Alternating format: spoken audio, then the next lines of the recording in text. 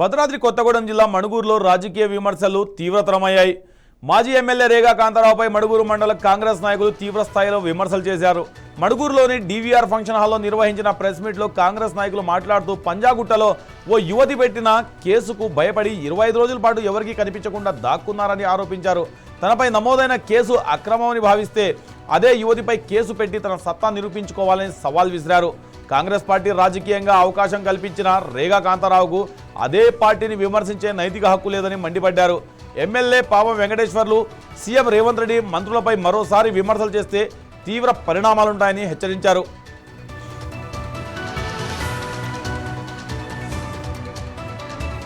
కాపాడుకుందామని చూస్తా ఉన్నారు.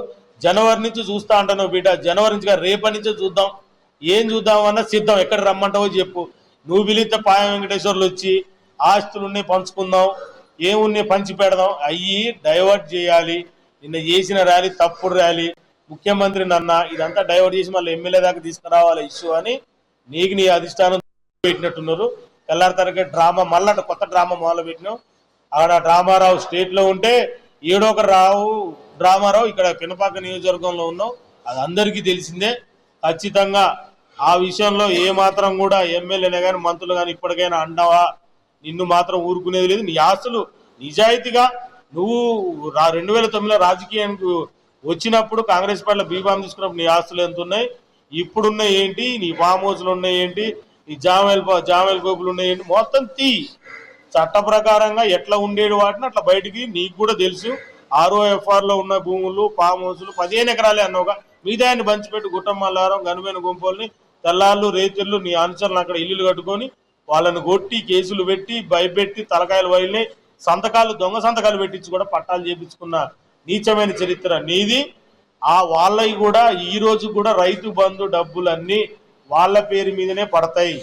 వాళ్ళని ఇంటికి పిలిచి బెదిరించి మనిషి కొంత డబ్బులు ఇచ్చి నువ్వు ఆ డబ్బుల్ని ఇప్పటికి కూడా సహా చేస్తాను. అవి కూడా ఉన్నాయి మా దగ్గర ఆధారాలు. మా ఎమ్మెల్యే గారు మంచోడు కాబట్టి అలాంటి వ్యక్తిగత ఆరోపణలకు పోవద్దు, వేరే దూషణలు చేయొద్దు. మనం ఓన్లీ ప్రజాప్రభుత్వం, మనం ప్రజలకు సేవ చేయాలి. నిష్పక్షపాతంగా ఇక్కడ ఉన్నటువంటి ప్రతి ప్రజలకు సంక్షేమ పథకాలు అందించే విషయంలో లీడర్లు ముందుండాలి తప్ప వ్యక్తిగత దూషణలకు గొడవలకు కొట్లాటకు పోవద్దు అని మా నాయకులు మాకు చేస్తున్నటువంటి వాళ్ళు ఇచ్చినటువంటి ఆర్డర్ని మేము ఫాలో అయితే ఇట్లున్నాం. కానీ ఆ రోజు రేవంత్ రెడ్డి వస్తే మొత్తం నాంచర్లు నేను తలుసుకుంటే గేదివేవాడిని అని మాట్లాడినాం. ఒక్కసారి ఆ రోజు వచ్చుంటే రేవంత్ రెడ్డి వచ్చిన రోజు ఉన్నటువంటి జనాలు, నీ జనాలు వస్తే నీ పరిస్థితి